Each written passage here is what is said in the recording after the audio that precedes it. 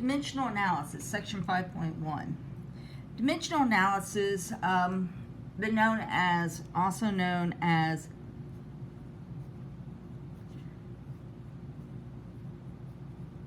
label factoring. Basically, it's changing from one label to another. It's how you prove it changes that 2 pints equal a quart. So, keeping it starting out simple, where measurements are in different forms. The one most of us grew up with is the household standard. That's your gallons, your pints, your feet, your inches. Okay?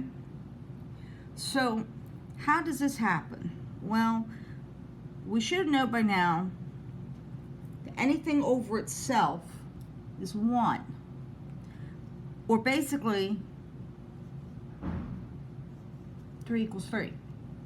It's this ideology how we can change from one label to another. So let's see this. I'm going to use cups. I'm starting out in household because most people are most familiar with household. So if I said I have 8 cups, but I need to know how many pints to buy, I'm going to convert it. What do I know about cups to pints? You do have some tables in your book, so I recommend if you don't know that 2 cups equals a pint. See, there's the thing. 2 cups equals 1 pint. Doesn't that kind of resemble? So in other words, I can write this as 2 cups over 1 pint, or 1 pint over 2 cups. Believe it or not, that is still 1. The difference is because of the labels that go with it. So to convert this, I make 8 cups into a fraction. Now, if cups is on top, to be able to cancel it, think like reducing fractions, any top to any bottom. So if I have cups on top, that means cups has to come to the bottom. Looking at this, it means I'm going to choose this format. So 2 cups, 1 pint, which cups cancel, which gets me 8 over 2 pints, which reduces to 4 pints. I did that slowly for you. So let's look at another one. 30 inches equals how many feet? Well, I know there's 12 inches in 1 foot. Again, I can do like this, or I can go just straight into it. 30 over 1, don't drop the labels, times, if inches are on top, that means the inches have to come to the bottom, cancel, forcing my feet to the top. And we already stated that 12 inches equals 1 foot, which gives me 30 over 12 feet, because the inches cancel. Well, 30 over 12 reduces. I can take a 6 out of both, and I get 5 halves. Now, can't leave it as 5 halves because there is now a label attached. You don't go to the deli and say, I want 5 halves pound ham. You're going to get a very funny look. Or they're going to give you 5 pounds and 1 half. This is the reason why in math, mixed numbers are okay when it's pure math. But once we apply the label, it's no longer. So if you remember correctly, how do we make an improper fraction into a mixed number? You divide bottom into the top. 2 goes into 5 2 times for a remainder of 1. This is the whole number, that's the numerator, that's the denominator. I will take that, since this is just a preliminary class, I will also take that. But please understand, when we're talking household, this is actually the correct answer. Household is in fractions and mixed numbers. Decimals, you're talking metric. All right, let's go backwards. What if I have 30 feet?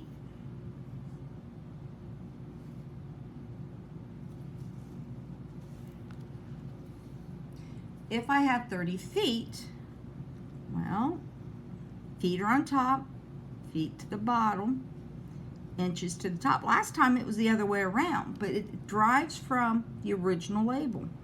So the feet are going to cancel. I know there are 12 inches in 1 foot. This time it's a multiplication, 30 times 12, which is 360 inches. All right, let's look at metric.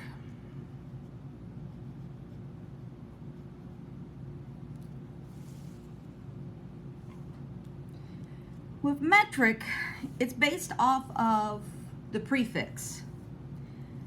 They introduce it in the book with the meters, but you have 3 units. All 3 base units. It's meters, that's length. Liters, which is actually considered volume. Most people think liquid. Well, liquid takes up a volume. It takes up a space.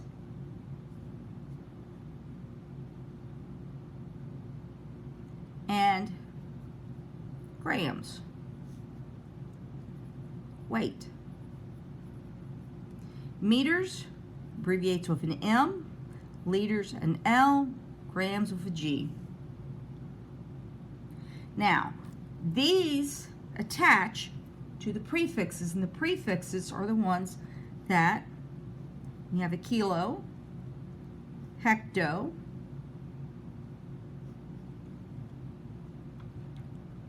deca, and it's abbreviated DA. This is the unit. Deci, centi, and milli. Now there are more, but we're going to say that for a higher class, for more specific. So it's set this way because, believe it or not, it matches the way the decimal moves. Metric system is based on decimal movement. If you're going from deci to deca, that's a 1, 2, decimal moves to the right. So let's say we have 2.3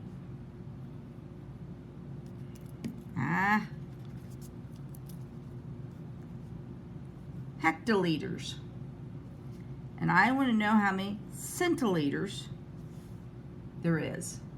Well, liters, again, what did I say? These are the bases, these are the unit. Hecta is here, and it is a 1, 2, 3, 4 decimal moves to the right.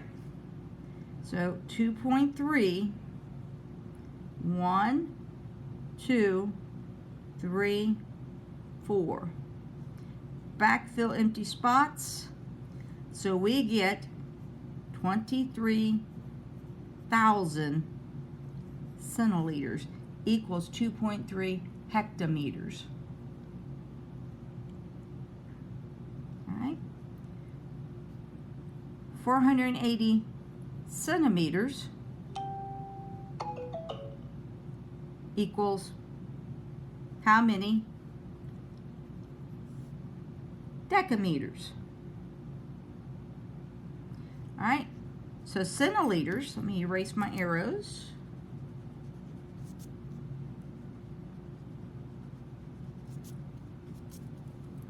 We're here, and we're going to go to deca, so that's 1, 2, 3 to the left. Well, 1, 2, 3 becomes 0.48 decameters.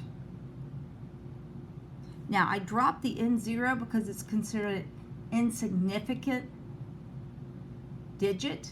It's not needed to make the number the same, but if you tell me 0.480, I'm not going to cringe, but understand when you're keying homework into the computer, it may make a difference.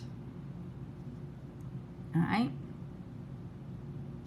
So,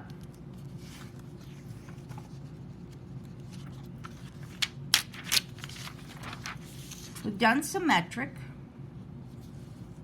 It really is based off of that chart. But what happens when we switch from household to metric and back and forth? Now, there are some charts in your text, and it's provided to you in the homework on the computer also. So pay attention to the charts because it's telling you the equivalencies. I'm not going to expect you to memorize the equivalencies, but just know where they are. So, let's start out with some distance. 120 kilometers equals how many miles?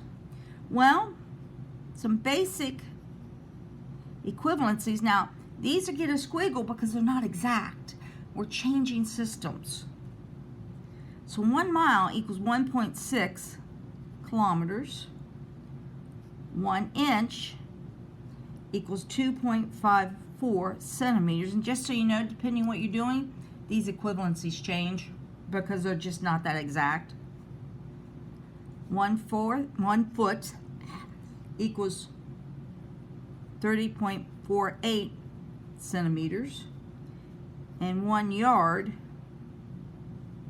is approximately 0.9 meters.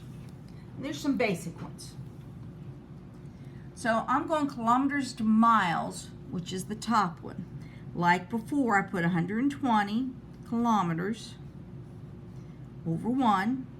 Kilometers on top. Move the kilometers to the bottom, forcing the miles to the top. We know 1 mile equals 1.6 kilometers. Check the labels, and we get division.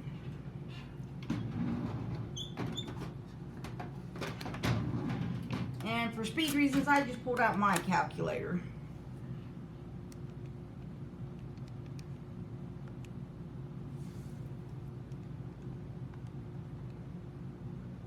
And we get 75 miles. Let's do another one, just to get you guys comfortable with those charts. 64 inches, put it over 1. And I want to know how many centimeters. So if inches are on top, inches to the bottom, centimeters to the top. Coming over here, that's the second one. 1 inch equals 2.54 centimeters. Now that they're side by side, we multiply. And we get 162.56 centimeters. Personally, I like seeing my height because I am 5'4" or 64 inches, and centimeters because it makes me feel taller. So yeah, there's your joke. All right, let's go feeters to meters. There's the reason why I like doing this one. Because up until now, we've had a straight conversion. Do we know feet to meters? No, we don't. We know feet to centimeters. We know feet to yards. So I can go 18 feet. There's feet on top, so feet to the bottom. And I know yards.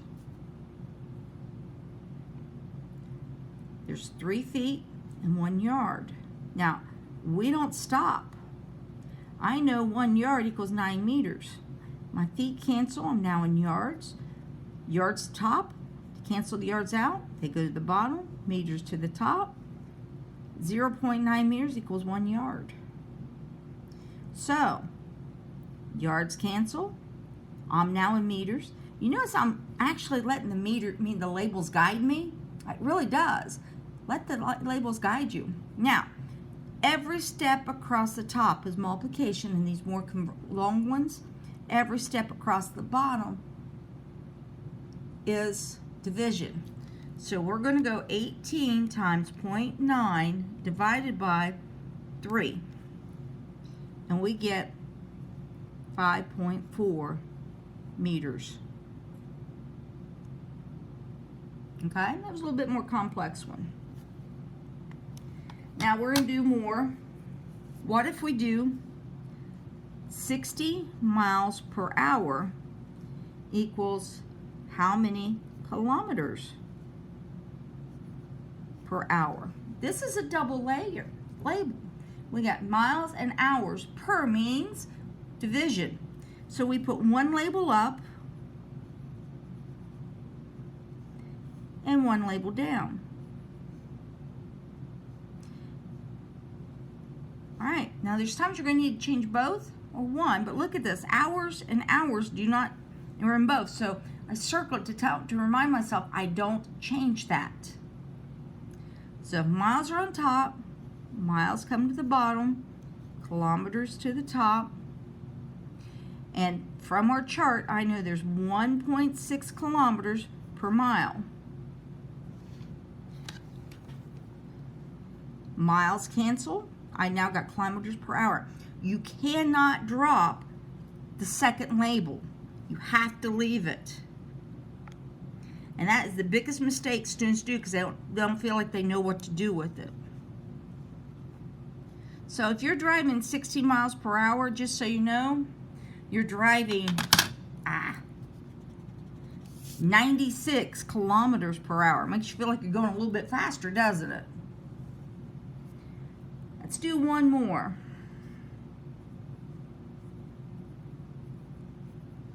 32 miles per hour equals how many feet per second? Well, just so you know, that's gravity. And this is a common conversion in physics. So it goes, yeah, this is actually placed. So miles are on top, hours on the bottom. This is a complex conversion. You notice I've already setting up multiple lines. Now I'm not stopping. How do I do multiples? I focus one label at a time. So I'm going to focus on the miles. Even though I can't drop hours, it's still got to be there. Now, this is one a lot of people don't know. It's 5,160 feet is in 1 mile. Miles cancel. I'm in feet, which is one of my needed labels. So I'm going to circle. It tells me I'm done with the top label. I now switch to the bottom. I need seconds. Hours are on the bottom, hours to the top. Do I know hours to seconds? No, I know hours to minutes. And so many people, oh no, I can't. No, you're doing side work. You're not proving it. So hours cancel. I know there's 1 hour has 60 minutes. I'm now in feet per minute. Minutes on the bottom, minutes to the top. Do I know minutes to seconds? I sure do. There are 60 seconds in 1 minute. Now, I could sit there and tell you that I did this all math in my head, but understand I've done this conversion so many times that I know 32 miles per hour equals 9.8 feet per second. All right. It's a little bit longer video, but I did all in one shot. Good luck.